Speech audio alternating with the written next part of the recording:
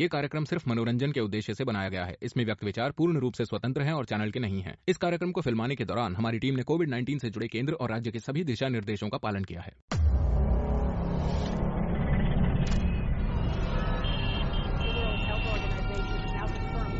एक अरब से ज्यादा लोगों का देश जकड़ा गया है एक वैश्विक महामारी में।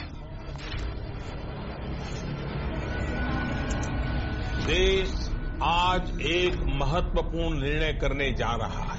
आज रात 12 बजे से घरों से बाहर निकलने पर पूरी तरह पाबंदी लगाई जा रही है। संपूर्ण देश में संपूर्ण लॉकडाउन होने जा रहा है। एक वायरस ने दुनिया के सबसे बड़े लोकतंत्र को अनिश्चित काल के लिए मौन कर दिया।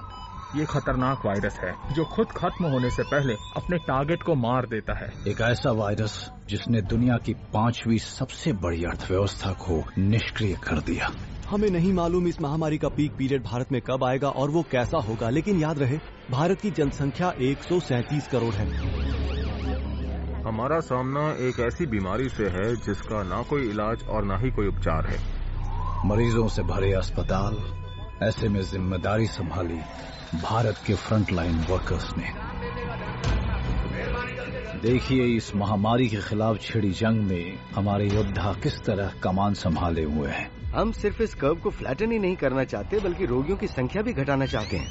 किसी संभावित इलाज के लिए सारी दुनिया की नजरें गड़ी हैं भारतीय वैज्ञानिकों पर। इंडिया की फार्मास्यूटिकल इंडस्ट्री न सिर्फ अपने लिए बल्कि पूरी दुनिया के लिए वैक्सीन बनाएगी। भारत एक ही लक्ष्य लेकर इस महामारी से जूझ रहा है, वो है जीवन बचाना।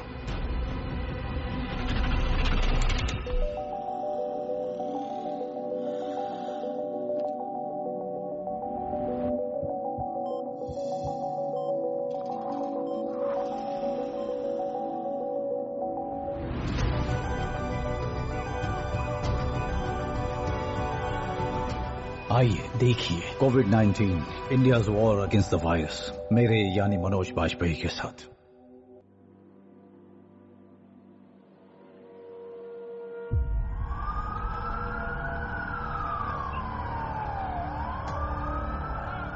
वुहान, मध्य चीन का सबसे ज्यादा आबादी वाला शहर। यहां रहते हैं 1 करोड़ 10 लाख से भी ज्यादा लोग। वुहान चीन के विकास का अहम हिस्सा है। इस शहर की रफ्तार कभी थमती नहीं है, लेकिन अब सब बदलने वाला है। In the Chinese city of Wuhan, health authorities are still working to identify the virus.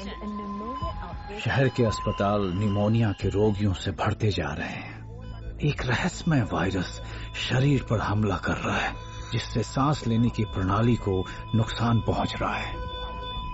लोग दम तोड़ रहे हैं।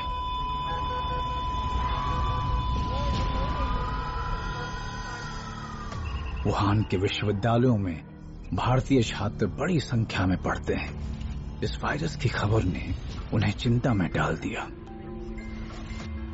सलमा नाम की एक मेडिकल छात्रा यहां से निकलने को बेताब है। मैंने घर वालों को बताया कि वायरस बहुत तेजी से फैल रहा है और शहर में जल्द ही लॉकडाउन होने वाला है, तो वो न्यूज़ देखते रहते थे और हालात को देखते हुए मेरे घर वालों ने मुझे फौरन लौटने को कहा। सलमा और कुछ और छात्र फौरन फ्लाइट पकड़कर वुहान से कोलकाता आ गए। फिर सलमा ने यहां से दक्षिण भारत में स्थित कोच्चि की फ्लाइट ली और वहां से सड़क के रास्ते त्रिशूर केरल अपने घर पहुंच गई।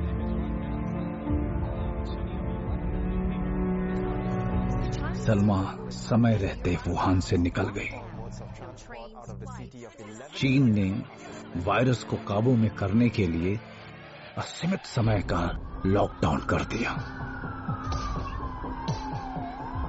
जान गंवाने वालों की संख्या तेजी से बढ़ रही है। सरकारी आंकड़ों के मुताबिक 570 से ज्यादा संक्रमित हैं और 17 मर चुके हैं।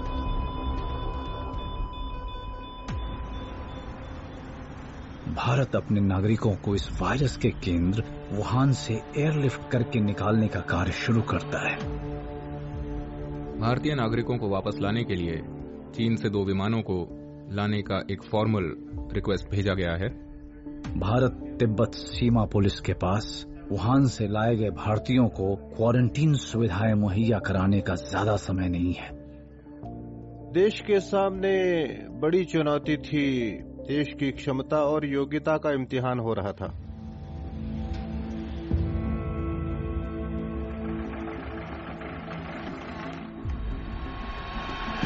रातों रात बैरक्स को क्वारंटीन हॉल्स में बदल दिया गया। ऐसे इंतजाम किए गए कि ये वायरस यहीं तक सिमटा रहे और पूरे देश में न फैले। हमने बड़ी संख्या में अधिकारी तैनात किए। हमने बहुत से मेडिकल ऑफिसर्स की मदद ली। बात सिर्फ उपकरणों की ही नहीं थी, बल्कि सारी सुविधाओं का इंतजाम भी बहुत ही थोड़े समय में किया गया, क्योंकि हम सभी के लिए इसकी फौरन जरूरत थी।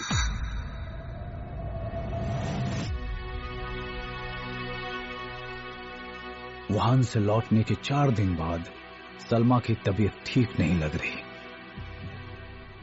गला दर्द कर रहा था, सूखी खांसी भी थी, टेंशन हो रही थी।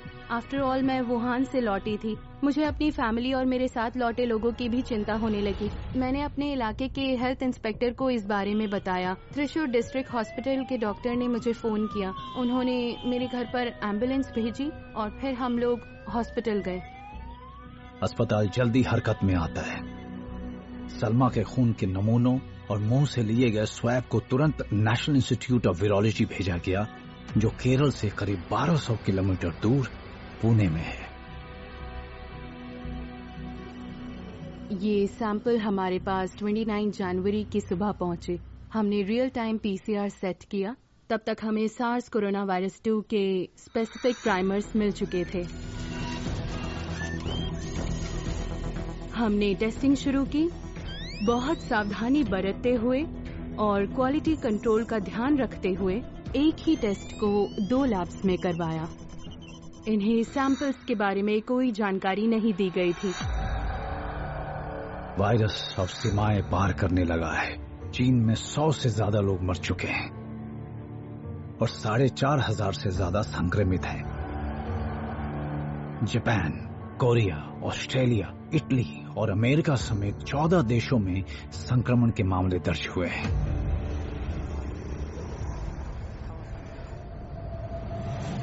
नेशनल इंस्टीट्यूट ऑफ वायरोलॉजी में डॉक्टर अतनु बासु सलमा के सैंपल की जांच कर रही टीम के प्रमुख हैं। टेस्ट के नतीजे पॉजिटिव आए। कोरोना वायरस नाम का ये वायरस इलेक्ट्रॉन माइक्रोस्कोप के नीचे देखने पर एकदम अलग तरह का नजर आता है। इस गोल वायरस का आकार 70 से 100 नैनोमीटर होता है।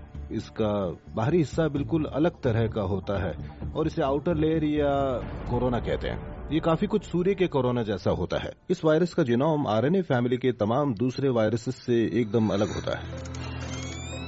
हमने इस वायरस की गहराई से जांच की तो पता चला कि ये वुहान वाले वायरस से 99.98% मेल खा रहा था। और मैंने ईसीडी के चीफ को फोन करके बताया कि नेशनल इंस्टीट्यूट ऑफ वायरोलॉजी में सार्स CoV-2 का पहला मामला हमारे पास आ चुका है। कुछ ही दिनों में केरल में 2 और छात्रों के टेस्ट पॉजिटिव निकलते हैं।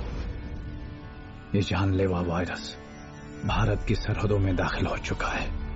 इंडिया में इस वायरस की अभी शुरुआत ही हुई है, लेकिन यहाँ कुछ बहुत जरूरी काम किए जा चुके हैं। इंडिया के लिए ये वायरस एक बड़ा चैलेंज है, क्योंकि इंडिया एक बहुत बड़ा देश है, पॉपुलेशन बहुत ज्यादा है, तो इसकी वजह से वायरस बहुत तेजी से फैलने की संभावना है। लोग बहुत ज्यादा बाहर निकलते हैं, लोग एक जगह से दूसरी जगह काफी ट्रैवल करते हैं, इसीलिए ये एक बड़ा चैलेंज है। फिर भी लगातार लोग कोशिश कर रहे हैं कि किस तरह इसे फैलने से रोका जाए। साथ ही इस बात का ध्यान रखना होगा कि लोगों को खाने पीने की जरूरी सामान की कोई कमी ना हो।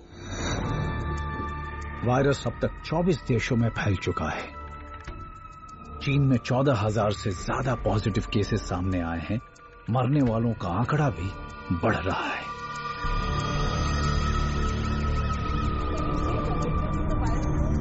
मुझे लगता है कि ये एक रोग वायरस है और इसमें कुछ ऐसे स्मार्ट प्रोटीन है जिनके कारण बॉडी ओवर रिएक्ट करती है। बॉडी की डिफेंस सिस्टम इसे क्लियर कर देती है, लेकिन इस प्रोसेस के दौरान बॉडी हार मानने लगती है और उसकी सारी एनर्जी खत्म हो जाती है। इसलिए ये एक खतरनाक वायरस है जो खुद खत्म होने से पहले अपने टारगेट को मार देता है।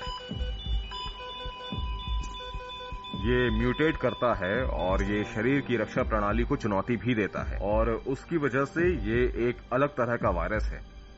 ये सारी चीजें इस वायरस को बहुत स्मार्ट और खास बना देती हैं और इसीलिए इसे हराना इतना मुश्किल है। इस वायरस की जांच से पता चला कि ये SARS-CoV-2 है और इस बीमारी को नाम दिया गया है कोविड-19। सार्स या मर्स वायरस जो है वो चेस्ट के निचले हिस्से पर हमला करने वाले वायरस हैं, लेकिन इनके उलट कोविड-19-2 या SARS-2 वायरस गले में या नेजल म्यूकोजा में अपनी संख्या बढ़ाता है। फिर ये वायरस आपके गले और नाक से होता हुआ फेफड़ों में जाता है। ये फेफड़ों के सेल्स में पहुंच जाता है। इससे निमोनिया होता है और इस स्टेज में पेशेंट को सांस लेने में दिक्कत हो सकती है, हॉस्पिटल जाना पड़ सकता है और ऑक्सीजन के अलावा वेंटिलेटर तक की जरूरत पड़ सकती है। कोविड-19 को रोकने का न तो कोई इलाज है, न ही वैक्सीन। इससे बचने का एक ही ज्ञात तरीका है, बार बार हाथ धोना और मास्क पहनना। बीमारी को फैलने से रोकने के लिए जरूरी है बड़ी संख्या में लोगों की जांच होना और संक्रमित लोगों को सबसे अलग रखना। वायरस 76 देशों में फैल चुका है। चीन में इसके 80,000 से ज्यादा मामले हैं और कोरिया में 5,000 से ज्यादा। वायरस ने इटली और ईरान में आतंक मचा रखा है। भारत में 6 पॉजिटिव मामले सामने आए हैं और ये सभी लोग विदेश यात्रा से लौटे हैं।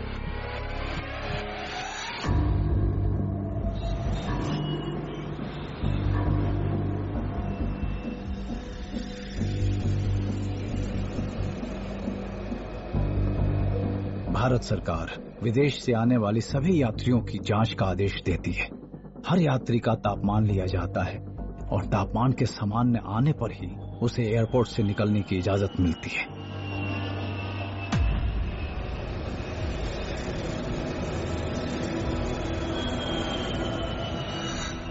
रीता मल्होत्रा दुबई से अपने देश लौट रही हैं।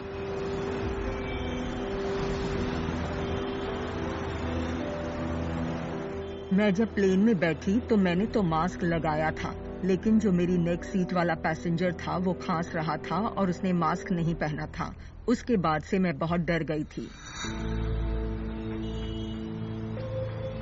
घर लौटकर उन्होंने अपने सफर के बारे में अपने पति राकेश को बताया। मैं ना तो कहीं शॉपिंग करने गई थी और ना ही किसी मार्केट वगैरह में गई थी। मुझे ये इन्फेक्शन कहाँ से हुआ पता तब चला जब मेरे हस्बैंड में कुछ सिम्टम्स दिखाई दिए और तब मैंने फौरन उनका कोरोना टेस्ट कराने का फैसला किया। 27 की रात को जब नतीजे आए तो पता चला कि मैं कोविड पॉजिटिव हूँ। एक पल को तो यूं लगा कि अब मैं बचूंगा नहीं। मेरी उम्र 70 साल है और इतनी उम्र वाले ज्यादातर लोग इस बीमारी से बच नहीं पाते, तो मैं बिना सोचे समझे बस जल्द से जल्द हॉस्पिटल पहुंचना चाहता था। मार्च की शुरुआत है और भारत के अस्पताल अब भी भारी तादाद में आने वाले मरीजों के लिए तैयार नहीं है। इतना ही नहीं, कई बड़े अस्पताल भी कोविड-19 के इलाज के लिए फिलहाल सक्षम नहीं है। हम हॉस्पिटल के लिए निकले, पर तब क्योंकि कोरोना के केसेस बहुत ही कम थे, कोई हॉस्पिटल उन्हें एडमिट करने के लिए तैयार नहीं था, तो हम एक से दूसरे हॉस्पिटल जाते रहे। सब जगह एक ही जवाब मिला, हम आपको ऐसे ही एडमिट नहीं कर पाएंगे, आपको एम्बुलेंस में हॉस्पिटल आना पड़ेगा। तो हम लोग घर लौट आए, एम्बुलेंस मंगाई और फिर दोबारा हॉस्पिटल भर्ती होने गए। मुझे बड़ी फिक्र हो रही थी। पता नहीं था कि मैं कभी ठीक होकर घर लौट पाऊंगा या नहीं।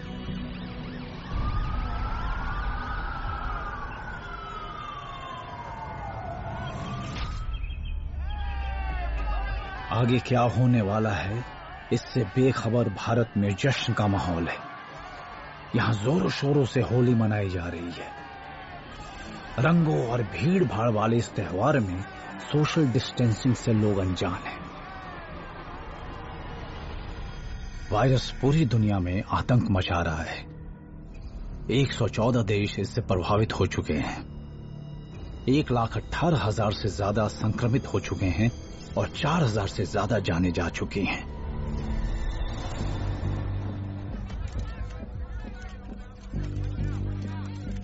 WHO 24 घंटे इस महामारी का जायजा लेने में जुटा हुआ है और हम कोविड-19 के फैलाव और खतरे को लेकर बहुत ज्यादा चिंतित हैं। कोविड-19 को अब महामारी घोषित किया जा सकता है। खुशी का मंजर मातम में तब बदल जाता है जब होली के अगले ही दिन भारत में कोविड-19 की वजह से पहला मरीज दम तोड़ देता है। 76 साल के मृतक हाल ही में सऊदी अरब से लौटे थे। एक महीने में ही भारत के कोने कोने में पॉजिटिव केसेस दर्ज होने लगे, चाहे दक्षिण में केरल हो, पश्चिम में महाराष्ट्र या फिर उत्तर में दिल्ली और उत्तर प्रदेश। सभी जगहों से मरीजों की बढ़ती तादाद की खबरें आने लगी। प्रधानमंत्री की स्पेशल कोविड-19 टास्क फोर्स इस चुनौती की कमान संभालती है। हर हफ्ते टेली कॉन्फ्रेंसेस होने लगती हैं ताकि संकट को काबू किया जा सके। प्रधानमंत्री ने मंत्रियों की एक टीम बनाई थी और मैं उस टीम को लीड कर रहा था। हम चाहते थे कि पूरा देश इस महामारी का सामना करने के लिए तैयार हो जाए, तो हमने स्वास्थ्य संबंधी तैयारियों के बारे में सभी राज्यों को बता दिया। टेस्ट संबंधी सुविधाएं मुहैया कराने और बीमारी का तेजी से पता लगाने के लिए जबरदस्त कोशिशें शुरू हो चुकी हैं। हमने जब टेस्टिंग शुरू की थी तो देश में इस काम के लिए सिर्फ एक ही लैब थी और वो थी पुणे की नेशनल इंस्टीट्यूट ऑफ वायरोलॉजी। लेकिन आज 500 से ज्यादा लैब्स टेस्टिंग का काम कर रही हैं।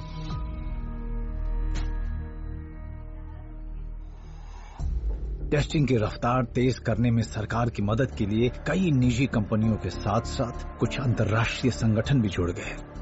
गेट्स फाउंडेशन ने इंडियन गवर्नमेंट के साथ पिछले कुछ सालों में कई हेल्थ इश्यूज पर काम किया है, जैसे कि नई वैक्सीन बनाना। और जब कोविड जैसी महामारी आई तब हमने सोचा कि कहाँ काम करने की जरूरत है, जैसे इन्फेक्टेड लोगों के डिटेक्शन के लिए फंड्स इकट्ठा करना, उनके आइसोलेशन के लिए। हमने खास तौर पर यूपी और बिहार में काम किया है, जहाँ हमने पहले भी हेल्थ इश्यूज पर काफी काम किया है। हम डिपार्टमेंट ऑफ पर्सनल और ट्रेनिंग के साथ भी काम कर रहे हैं ताकि उनके शानदार ऑनलाइन ट्रेनिंग प्लेटफॉर्म का इस्तेमाल करके फ्रंटलाइन हेल्थ वर्कर्स को हम अच्छी तरह गाइड कर सकें। और मैंने देखा है कि इस प्लेटफॉर्म से लाखों लोगों ने इन कोर्सेज का फायदा उठाया है। भारत में कोविड-19 के मामले बढ़ रहे हैं। 151 से ज्यादा लोग पॉजिटिव हैं। 3 की जान जा चुकी है। सबसे ज्यादा खराब हालत केरल और महाराष्ट्र की है। ये संक्रामक वायरस खबरों में छा चुका है। एहतियात के तौर पर प्रधानमंत्री नरेंद्र मोदी एक दिन का जनता कर्फ्यू लगा देते हैं। 22 मार्च रविवार को सुबह 7 बजे से रात 9 बजे तक सभी देशवासियों को जनता कर्फ्यू का पालन करना है। कोई भी नागरिक घरों से बाहर न निकले, अपने घरों में ही रहे। वायरस को रोकने के लिए भारत अपनी सीमाएं सील कर देता है। आने वाली सभी अंतर्राष्ट्रीय उड़ानों को रद्द कर दिया जाता है। भारत में अब कोविड-19 के 360 मामले सामने आ चुके हैं। 8 राज्यों को छोड़कर ये वायरस पूरे भारत में फैल चुका है। पश्चिम और दक्षिण के राज्य बुरी तरह से प्रभावित हुए हैं। प्रधानमंत्री देश में राष्ट्रीय स्वास्थ्य आपातकाल घोषित करते हुए देश भर में लॉकडाउन का आह्वान करते हैं। हिंदुस्तान को बचाने के लिए, हिंदुस्तान के हर नागरिक को बचाने के लिए, आपको बचाने के लिए, आपके परिवार को बचाने के लिए आज रात 12 बजे से घरों से बाहर निकलने पर पूरी तरह पाबंदी लगाई जा रही है। संपूर्ण देश में संपूर्ण लॉकडाउन होने जा रहा है।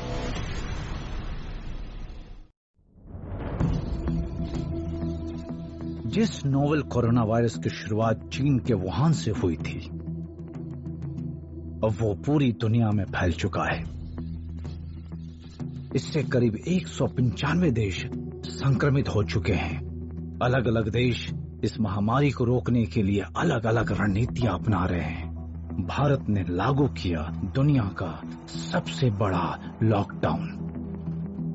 लॉकडाउन लागू करने की एक वजह थी ये देखना कि बीमारी को तेजी से फैलने से कैसे रोका जा सके। दूसरी वजह थी कर्व को फ्लैट करने की कोशिश। इनफैक्ट भारत को अपने हेल्थ सिस्टम्स को तैयार करने और हॉस्पिटल्स में बेड्स और देश में वेंटिलेटर्स की बढ़ती मांग को सुलझाने का इसने बहुत ही अच्छा मौका दिया। सिर्फ 4 घंटे की नोटिस पर दुनिया के दूसरे सबसे ज्यादा आबादी वाले देश में ट्रैफिक थम जाता है। 1 अरब से ज्यादा लोग अपने घरों में कैद हो जाते हैं। जिस देश में 135 करोड़ लोग हों, वहां उनसे इस तरह का लॉकडाउन करवा पाना एक कमाल की बात तो थी, साथ ही एक ऐतिहासिक और बड़ा फैसला भी था।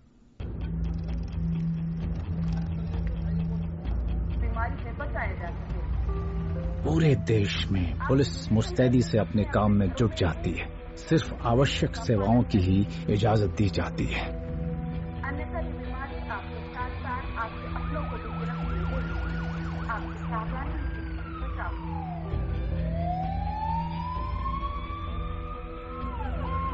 पुलिस सड़कों पर गश्त लगा रही है और संक्रमण का जोखिम उठाते हुए भी दिन रात जनता की सुरक्षा के लिए तत्पर है।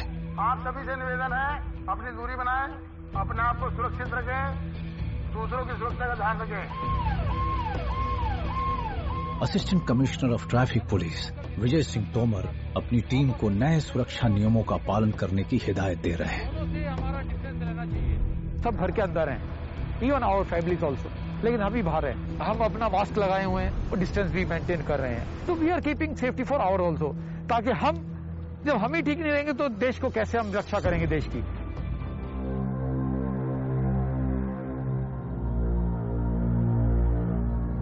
लॉकडाउन को एक ही दिन हुआ था कि पुलिस के सामने एक बड़ा संकट आ गया। राजधानी के एक हिस्से में हजारों लोग एक जगह इकट्ठे पाए जाते हैं। निजामुद्दीन मरकज में एक ही जगह से 3000 लोगों को निकाला गया और उसमें से बहुत बड़ी संख्या में 1000 से ज्यादा लोग पॉजिटिव पाए गए। तो ये 2 चैलेंज दिल्ली के सामने बहुत बड़े आए। इस्लामी मिशनरी संगठन तबलीगी जमात ने एक सम्मेलन किया था जहां देश विदेश से लोग बड़ी संख्या में हिस्सा लेने आए। मीडिया के एक वर्ग ने जिस तरह से तबलीगी जमात का मुद्दा दिखाया, उससे वो सांप्रदायिकता की ओर चला गया, जो कि नहीं होना चाहिए था। हमें इन लोगों के बारे में कुछ जानकारी थी और जमात के कुछ लोग तो विदेशों से भी आए थे। ये लोग एक सीमित और बंद जगह में इकट्ठे हुए थे, तो ऐसे में तो संक्रमण फैलना तय ही था, इसलिए इसे लेकर डर भी मौजूद था। तो इस बारे में बात करना गलत नहीं होगा, लेकिन क्या ये सब इनकी वजह से हुआ? नहीं, कुछ दूसरे धार्मिक आयोजन भी थे जो उस समय हो रहे थे। यहाँ तक कि ऐसी शादियाँ भी हुई हैं जिनमें पूरे देश भर के राजनीतिज्ञों ने हिस्सा लिया है। मुझे लगता है कि तबलीगी जमात के इस मुद्दे को कुछ ज्यादा ही तूल दे दी गई है। इस सम्मेलन में आए हर शख्स का जल्द से जल्द टेस्ट किया जाना जरूरी है। मैंने तुरंत अपने हॉस्पिटल स्टाफ्स, नोडल ऑफिसर और दूसरे कंसल्टेंट्स के साथ इंतजाम करना शुरू कर दिया। मुझे बहुत ही अजीब किस्म का एहसास हो रहा था कि आखिर ये कैसे हो गया, ऐसा क्यों हुआ? क्या उन लोगों को मालूम नहीं था कि हमारे सामने पहले से ही बहुत सी मुश्किलें हैं? तबलीगी जमात के सैकड़ों सदस्य पहले ही अपने अपने राज्यों की तरफ रवाना हो चुके हैं, जिससे चिंता बढ़ गई है। हो सकता है उनमें से कई इस वायरस से संक्रमित हो। हमने देखा कि कुछ ही दिनों में ये इन्फेक्शन देश के हर राज्य तक, हर हिस्से तक पहुंचने लगा, वहां अपना असर दिखाने लगा। पूरे देश में पॉजिटिव केसेस तेजी से बढ़ते जा रहे हैं। अर्पिता प्रियदर्शनी, एक एरोनॉटिकल इंजीनियर, मदद के लिए आगे आती हैं। उनकी कंपनी रक्षा, कृषि और माइनिंग के क्षेत्रों के लिए उच्च स्तर के ड्रोन्स बनाती है। अब वो म्युनिसिपैलिटी के साथ काम कर रही हैं ताकि ड्रोन्स में बदलाव लाकर घने और ज्यादा जोखिम वाले इलाके को सैनिटाइज किया जा सके। इस एरिया में कुछ केसेस मिले हैं कोविड-19 के, तो यहाँ पे हम स्प्रेइंग करने आए हैं ड्रोन से। कि हम एक दिन भी नहीं रुके हैं अभी तक। अभी जितने हमारे पास कुछ ना कुछ हॉटस्पॉट रोज मिल ही रहे हैं, आप देख रहे हो उसको, तो जितने मिलते जाते हैं वहाँ पे जा जाके हम डिसइंफेक्ट करते रहते हैं और ये रोज का चल रहा है, ये डेली प्लानिंग होती है।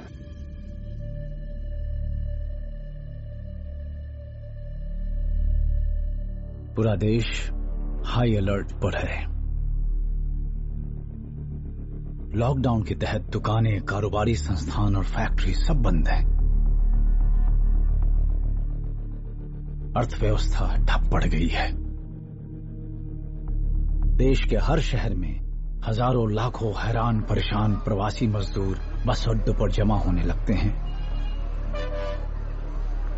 अचानक हुए लॉकडाउन से उनकी नौकरी और छत दोनों ही छिन गए हैं और उनके पास अपने घर लौटने का कोई जरिया भी नहीं। बड़ी संख्या में लोगों के इस प्रवास ने हमें सदके में डाल दिया। किसी के बच्चे उसके कंधे पर थे तो कुछ लोग अपने बैग पर ही बच्चों को खींच रहे थे। ये लोग नंगे पैर 1000 किलोमीटर चलने को तैयार थे, वो भी खाली पेट और बिना पानी के। इससे शायद हालात ज्यादा बिगड़े, शायद सरकार को इस बात का अंदाजा नहीं था।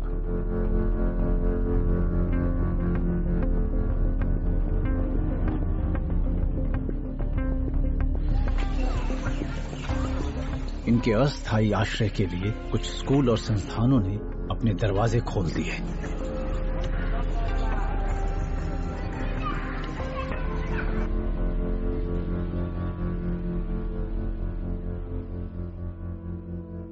एक फैक्ट्री में काम करने वाले दिलीप तारम हाल ही में दिल्ली आए थे, लेकिन लॉकडाउन के कारण उनकी जिंदगी अस्त व्यस्त हो गई।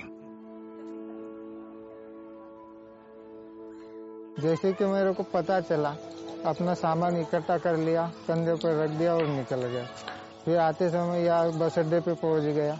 बस का फिर देखा कि बस चलेगी या नहीं, ट्रेन चलेगी या नहीं, तो सभी कोई बोलते थे कि ट्रेन नहीं चलने वाली है। तो फिर मैं एक पुलिस वाले से पूछा, तो मैं बोला यार रहने की कुछ जगह होंगे तो बता दो। तो फिर उसने ये रैन बसेरे की जगह दिया। अभी तो डेली फोन आ ही रहे हैं कि घर आ जाओ करके, लेकिन जाने की सुविधा ही नहीं है।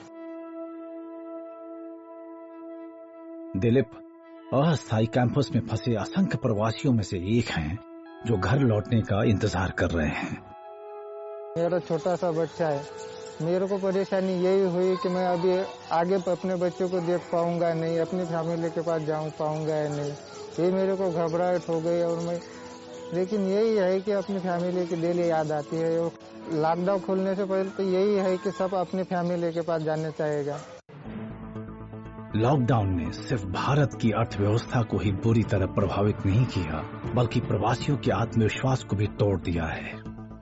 हमने कुछ लोगों का इंटरव्यू किया तो उनमें से कुछ लोगों का ये कहना था कि वो अब लौटकर कभी भी बड़े शहरों में नहीं आएंगे। सरकार का कहना है कि अर्थव्यवस्था को फिर से बहाल करने के लिए इस युद्ध में जीतना ही होगा, और ऐसा तभी मुमकिन होगा जब प्रवासी कामगार लौट आएं। अगर ये प्रवासी कामगार वापस काम पर नहीं लौटते हैं तो बड़ी समस्या पैदा हो जाएगी, क्योंकि तब अर्थव्यवस्था में फिर से जान नहीं फूंकी जा सकती।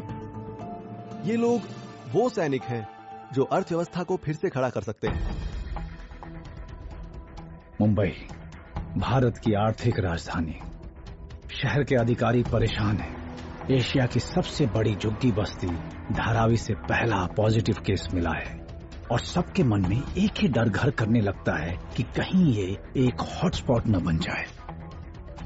धारावी मुश्किल से 2.5 वर्ग किलोमीटर इलाके में मौजूद होगा, लेकिन इतने से छोटे इलाके में करीब 8.5 लाख लोग रहते हैं।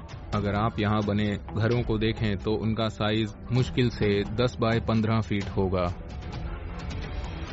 ये एक घनी आबादी वाली झुग्गी बस्ती है और इस इलाके में सोशल डिस्टेंसिंग का पालन करना तो एक बहुत ही मुश्किल काम है।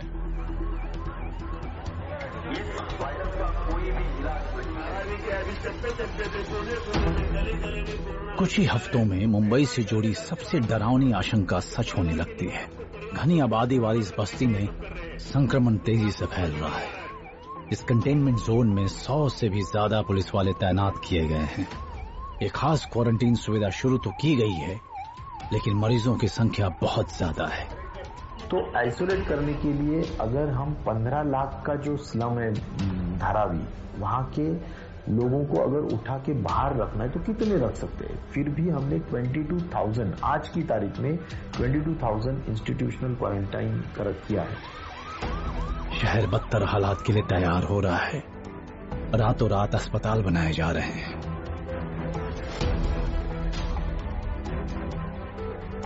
देश के सभी राज्य वायरस से जूझ रहे हैं। लॉकडाउन के दौरान प्रधानमंत्री लोगों को संबोधित करके याद दिला रहे हैं कि वो अकेले नहीं हैं।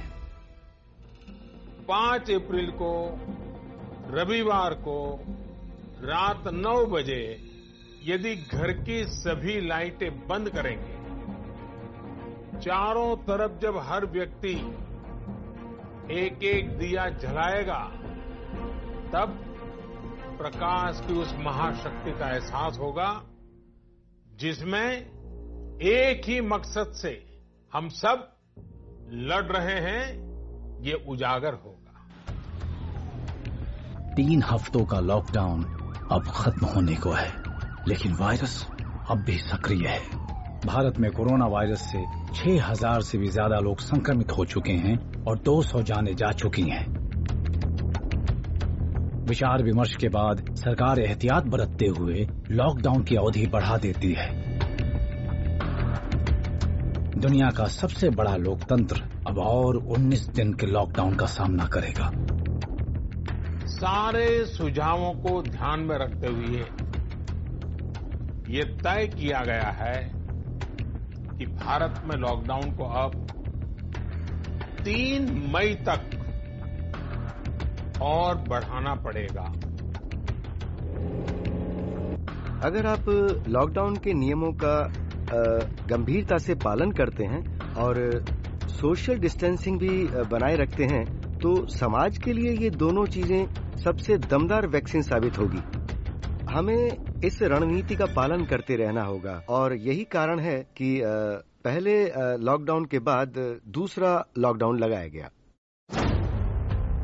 दुनिया में दूसरा सबसे अधिक आबादी वाला देश भारत लॉकडाउन में है। कई हफ्तों से गलियां सूनी हैं, दफ्तर और शॉपिंग सेंटर्स बंद पड़े हैं। रेलवे स्टेशन और हवाई अड्डों पर भी सन्नाटा पसरा है। कोविड-19 से संक्रमित लोगों की तेजी से बढ़ती संख्या अब भी चिंताजनक है। अंटार्कटिका को छोड़कर ये वायरस सभी महाद्वीपों में पैर फैला चुका है। पूरी दुनिया में 18 लाख से भी ज्यादा लोग इसकी चपेट में आए हैं। मृतकों का आंकड़ा बढ़ रहा है। इटली में 20,000 से ज्यादा, स्पेन में 17,000 से ज्यादा और भारत में 300 से अधिक लोग दम तोड़ चुके हैं। कोरोना का इलाज कर रहे चिकित्सा कर्मियों के लिए ये सबसे बड़ा जोखिम है। डॉक्टर शत्रुघ्न पंजवानी कोविड-19 से अपनी जान गंवाने वाले पहले डॉक्टर हैं। डॉक्टरों के लिए कोरोना कोविड-19 के फैलाव को रोकना आसान नहीं है। वो तो इस बात की भी परवाह नहीं कर रहे कि वो क्या खा रहे हैं, ठीक से सो रहे हैं या नहीं। मुझे लगता है देश में ज्यादा चिंताजनक स्थिति वहां है जहां डॉक्टर्स ने ये शिकायत की है कि उनके पास अच्छी क्वालिटी की पीपीई किट्स नहीं है, उन्हें सही N95 मास्क नहीं मिल रहे हैं। बेशक हम उनके प्रति आभार प्रकट कर रहे हैं, लेकिन इस वायरस की बजाय लापरवाही और अनदेखी की वजह से ज्यादा डॉक्टर्स अपनी जान गंवा रहे हैं। अस्पताल अपने कोविड-19 वार्ड्स में सुरक्षा संबंधी नियमों का पालन बड़ी सख्ती से कर रहे हैं। आप जरा उस इंसान की हालत के बारे में सोचिए जो इन्फेक्शन वाले इलाके के अंदर दाखिल होता है। वो पीपीई किट पहनता है और पसीने में भीगकर लगातार काम करता है। वो 6 घंटे तक टॉयलेट तक नहीं जाता है। ना तो वो कुछ खाता है और ना ही वो कुछ पीता है, और इस डर के साथ वो अपने घर लौटता है कि कहीं वो इन्फेक्ट तो नहीं हो गया और कहीं उसके साथ साथ उसका परिवार इन्फेक्ट ना हो जाए। एक तरफ तो इलाज कर रहे डॉक्टरों के लिए मरीजों की लाइन खत्म ही नहीं हो रही, वहीं बाहर सड़कें वीरान हैं। रेस्टोरेंट्स, दुकानों, कारखानों को बंद हुए 5 हफ्ते हो चुके हैं और अब ये आशंका पैदा होने लगी है कि कुछ छोटे कारोबार इस लॉकडाउन को झेल ही नहीं पाएंगे। अगर अर्थव्यवस्था को बहाल करना हो तो चीजों की मांग फिर से पैदा करनी चाहिए, लेकिन हुआ यह है कि खरीदार कुछ भी खरीदने के मूड में ही नहीं है। लोगों में इतना डर बैठ गया है कि लोग जरूरत का सामान भी खरीदने के लिए नहीं जा रहे हैं और इस वजह से मांग बहुत घट गई है।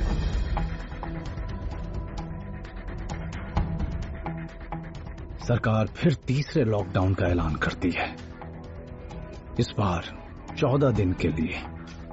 इसके दौरान कई राज्यों में कारोबारों को आंशिक रूप से खोला जाएगा ताकि अर्थव्यवस्था को धीरे धीरे फिर पटरी पर लाया जा सके।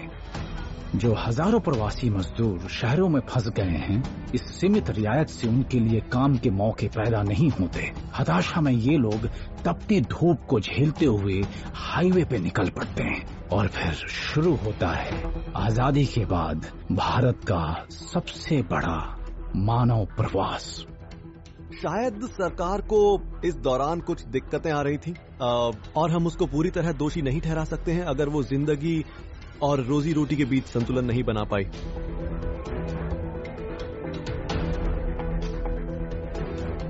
इधर बॉलीवुड अभिनेता सोनू सूद एक असली हीरो का जज्बा दिखाते हुए हजारों लोगों को अपने पैसे से उनके घर भेजना शुरू करते हैं।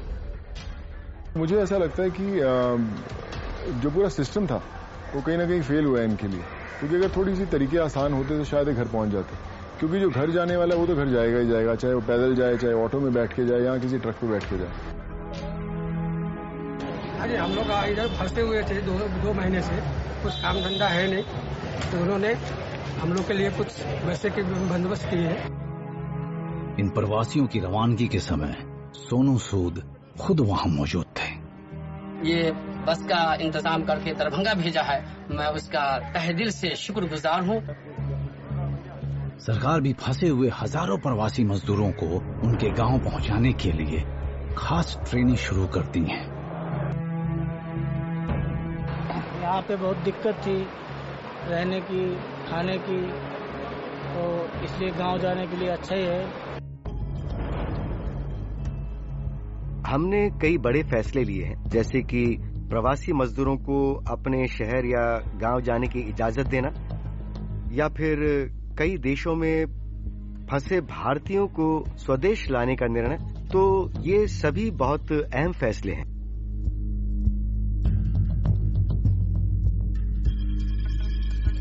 सरकार दुनिया का सबसे बड़ा स्वदेश वापसी कार्यक्रम शुरू करती है। वंदे भारत मिशन में 40 से भी ज्यादा देशों में विमान भेजकर वहां फंसे लगभग 2 लाख भारतीयों को वापस लाया जाएगा।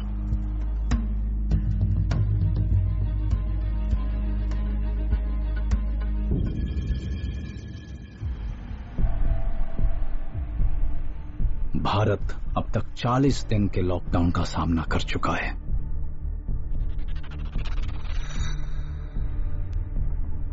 और अब 14 दिनों का आंशिक लॉकडाउन चल रहा है।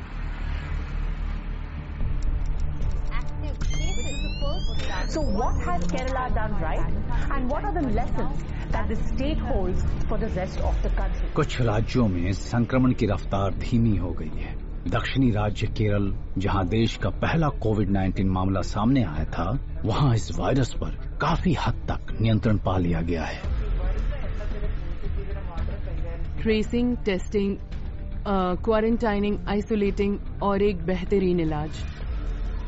कोई मरीज चाहे एयरपोर्ट से या फिर सड़क से या सीपोर्ट से या फिर रेलवे स्टेशन से लौट रहा है, तो ऐसी हर जगह हमारी प्रशिक्षित टीम मौजूद रहेगी उसकी जांच के लिए। स्वयंसेवकों और हेल्पलाइंस की पूरी कोशिश है कि हर किसी को सटीक जानकारी और पर्याप्त देखरेख मिले। और राज्य की बुनियादी स्तर पर काम करने की तरकीब कामयाब रही है। इस सेंट्रल कंट्रोल रूम से पूरे राज्य के अस्पतालों की स्थिति को आंकने में मदद मिल रही है। हम लोगों की जान बचाना चाहते हैं। हम अपने हॉस्पिटल्स में बहुत अच्छा इलाज कर रहे हैं। अगर किसी को वेंटिलेटर चाहिए तो हम वो दे रहे हैं। अगर किसी को और खास तरह का कोई इलाज चाहिए तो वो भी दिया जा रहा है। हर हॉस्पिटल में हमारा एक मेडिकल बोर्ड है खासकर कोरोना मरीजों के लिए, और ये बोर्ड हर मरीज की तरफ खास ध्यान दे रहा है। केरल को कामयाबी मिल रही है अतीत के एक संकट से मिली सीख से।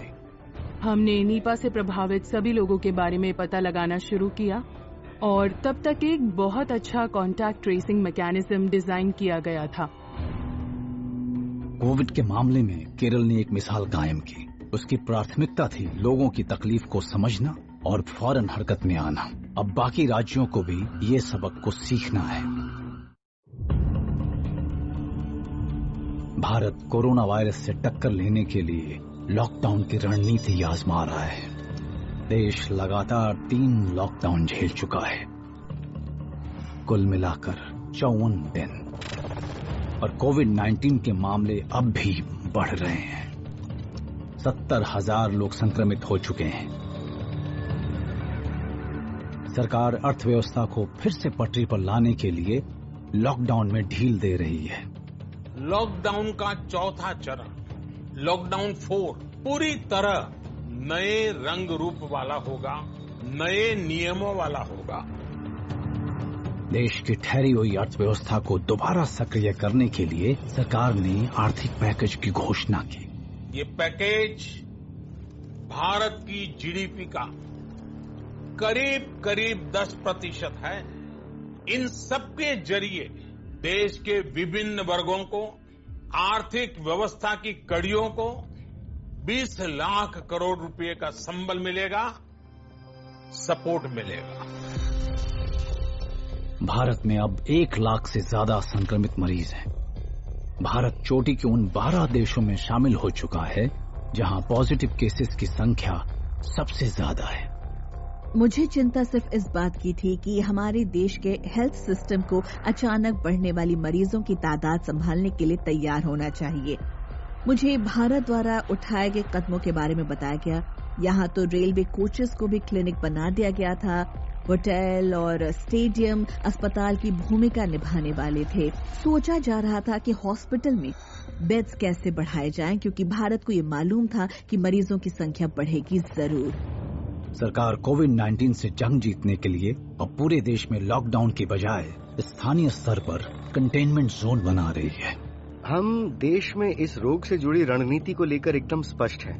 हमारे यहाँ ग्रीन, ऑरेंज और रेड जोन है, लेकिन अब हम इसमें बदलाव करके कंटेनमेंट जोन लाने वाले हैं। तो हमारा लक्ष्य इस ग्राफ को सिर्फ फ्लैटन करना ही नहीं, बल्कि इसे रिवर्स करना है।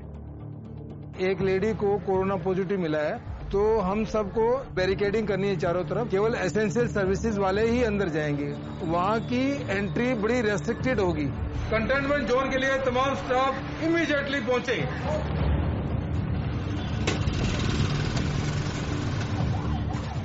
चलो भैया, चलो चलो चलो जल्दी।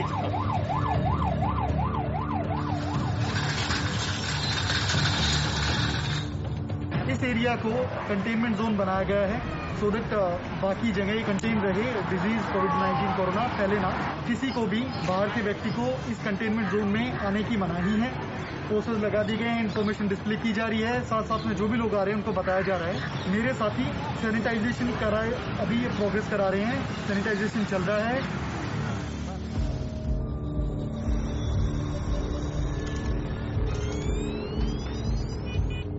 वहीं दूसरी ओर वैज्ञानिक इस वायरस के खिलाफ अपनी लड़ाई 24 घंटे जारी रखे हुए हैं। प्रधानमंत्री के कार्यालय ने डॉक्टर विनोद पॉल और प्रिंसिपल साइंटिफिक एडवाइजर के साथ एक वैक्सीन और R&D टास्क फोर्स बनाई है। इसने कई बड़े रिसर्च प्रोग्राम्स की मदद ली है ताकि हम लोग इस वायरस को और इस बीमारी को बेहतर ढंग से समझ सकें। यानी ये काम देश के कई बड़े इंस्टीट्यूशंस एक साथ मिलकर कर रहे हैं। इंडिया एक कमाल का देश है। इंडिया में कई ड्रग एंड वैक्सीन कंपनीज हैं जो पूरी दुनिया को दवाई सप्लाई करती हैं। दुनिया के किसी भी देश के मुकाबले इंडिया में सबसे ज्यादा वैक्सीन बनती है, फिर वो सीरम इंस्टीट्यूट हो या बायोई या भारत, ऐसी कई कंपनीज हैं। ये सभी कंपनीज कोरोना वैक्सीन बनाने में मदद कर रही हैं और अपनी तरफ से पूरी कोशिश कर रही हैं, और इसमें इनका दूसरी बीमारियों के लिए वैक्सीन बनाने का एक्सपीरियंस काम आ रहा है। हमारी फाउंडेशन सरकार के department of biotechnology, Indian council of medical research और office of the principal scientific adviser के साथ मिलकर काम कर रहे हैं ताकि इस दिशा में कुछ ठोस कदम उठाए जा सके।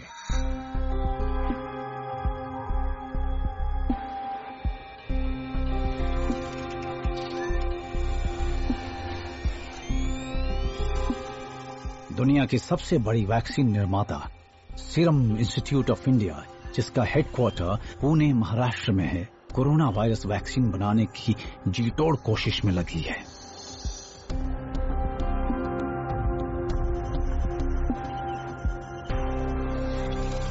ये वैक्सीन थोड़ी अलग किस्म की है क्योंकि पास्ट में हम कई साल से जो वैक्सीन बनाते रहे हैं उन्हें बनने में करीब 5 से 6 साल लग जाते हैं, लेकिन यहाँ पर हम इस टाइम को घटाकर 1 से 2 साल करने की कोशिश में हैं और ये एक बड़ी चुनौती है। अगर ये कोशिश कामयाब रही तो ये वैक्सीन हमें कोरोना वायरस से मुक्ति दिला सकता है।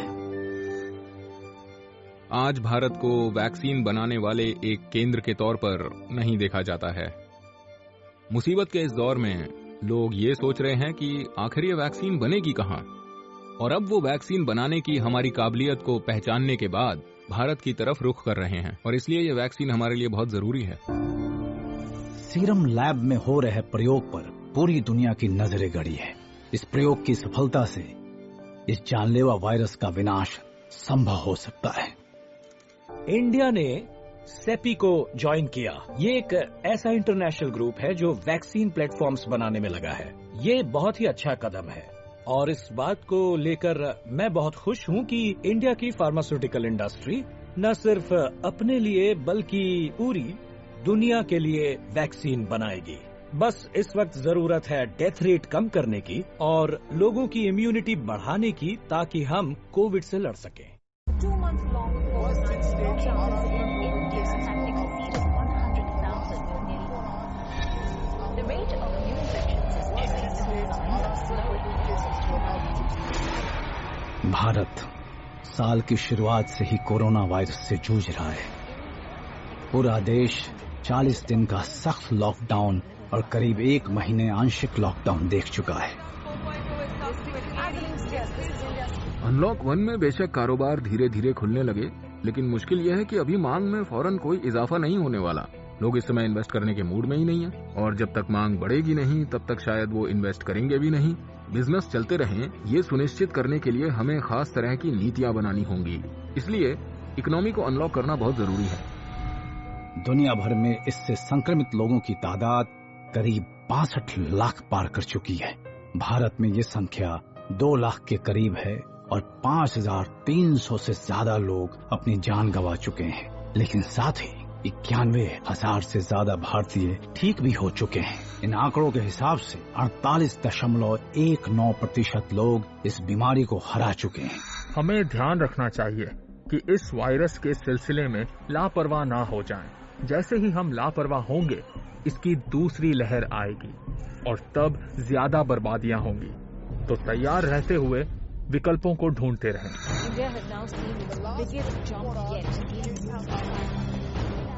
मरीजों की तादाद बढ़ती जा रही है और भविष्य अब भी अनिश्चित है। हमें नहीं मालूम कि इस महामारी का पीक पीरियड भारत में कब आएगा और वो कैसा होगा, लेकिन याद रहे भारत की जनसंख्या 137 करोड़ है। तो सोचिए इस देश का क्या हाल होगा। हमें तो इसकी एक्सट्रीम कंडीशंस का अंदाजा भी नहीं है और ना ही हमें ये मालूम है कि ये कर्व आखिर कब फ्लैट होगा, और कर्व तब ही फ्लैट हो सकता है जब वो अपने चरम पर पहुंच जाए।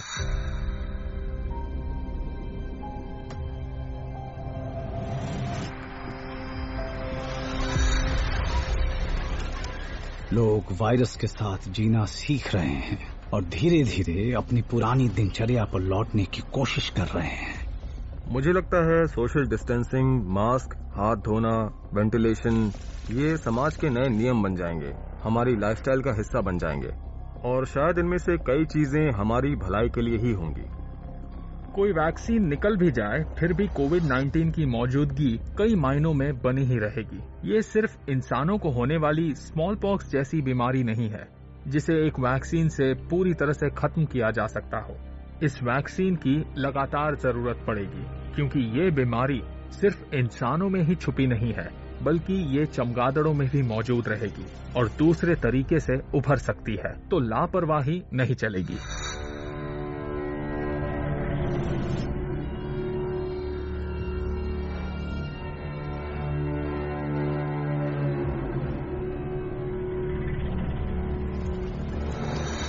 भारत के सामने कई चुनौतियां हैं, आबादी, गरीबी और साक्षरता। इनके बावजूद देश इस वायरस का सामना बड़े ही धैर्य, एकता और पूरे विश्वास के साथ कर रहा है।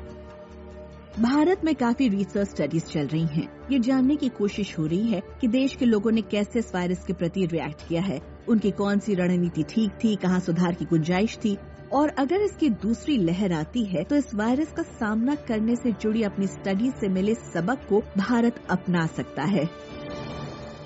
सबसे पहले हमें अलर्ट रहने की जरूरत है, ताकि शुरू से ही हम इसका पता लगा लें। साथ ही पूरी दुनिया में एक अच्छे प्राइमरी हेल्थ केयर सिस्टम की जरूरत है।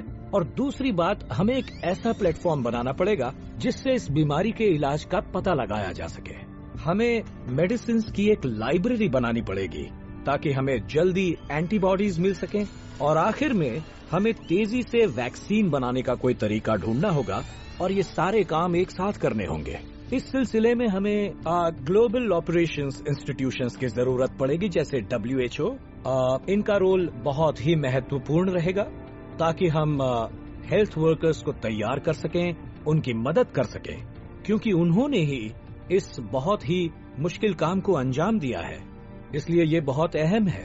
मुझे लगता है कि ये बीमारी हमें एक तरह से तैयार कर देगी, जिससे हमें ये सब दोबारा न झेलना पड़े। Coronavirus cases in India have crossed the 4 lakh mark. Cases in India have exceeded 100,000 with nearly. Corona virus का खतरा अब भी मंडरा रहा है। हालांकि इस जानलेवा वायरस के साथ जंग की ये बस शुरुआत है। न जाने ये जंग कितनी लंबी चलेगी। इस लड़ाई में हमारे जाबाज डॉक्टर्स, वैज्ञानिक, पुलिस सभी एकजुट होकर लोगों को सुरक्षित रखने की जी तोड़ कोशिश में लगे हैं। लेकिन हम नागरिक इस मुहिम में अपनी भूमिका जिम्मेदारी से निभाकर इनकी मदद जरूर कर सकते हैं। और भारत इस वायरस से लड़ने के लिए एक विश्व स्तरीय संगठन का हिस्सा बन चुका है और उम्मीद है कि हम इस महामारी पर जीत हासिल कर लेंगे। Stay home, stay safe. 30 groups which are working for development of vaccine